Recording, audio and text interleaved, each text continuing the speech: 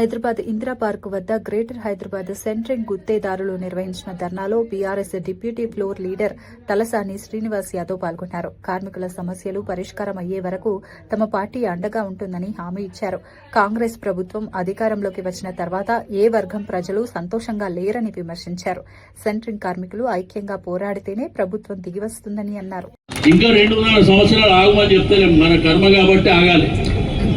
ఇప్పటి వరకైతే పోరాటం చేద్దాం, ఎంతవరకు సాధించగలుగుతామో అంతవరకు సాధించుకుందామని చెప్పి నేను ఈ సందర్భంగా తెలియజేస్తూ, ఇంత ఉధృతమైనటువంటి కార్యక్రమాన్ని మరి గ్రేటర్ హైదరాబాద్ నలుమూలల నుండి మీ యొక్క 86 చోట్ల నుంచి వచ్చేసినటువంటి తెలియజేస్తా ఉన్నాం.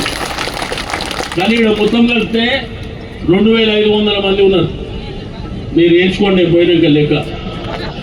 తర్వాత మీటింగులు పెడితే, ధర్నాలు చేస్తే, అసెంబ్లీ ముట్టడి చేస్తే మీ 15,000 మందితో పాటు ఒకే గుత్తదారికం ఎంబడి ఉన్న 100 మంది కూడా రావాలి.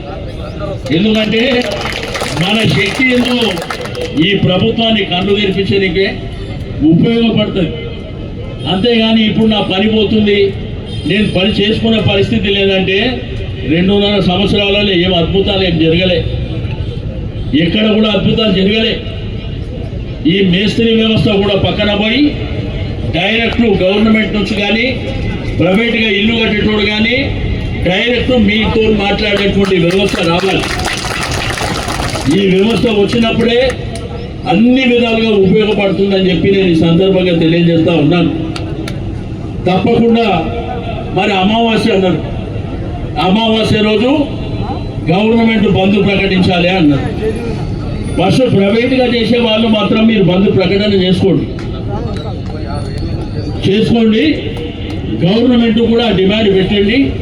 తప్పకుండా ఆ కార్యక్రమాన్ని కూడా మనం అన్ని విధాలుగా ముందుండి పోరాటం చేద్దామని చెప్పి తెలియజేస్తూ, మీ అందరికీ నేను మరోసారి అభినందనలు తెలియజేస్తున్నా.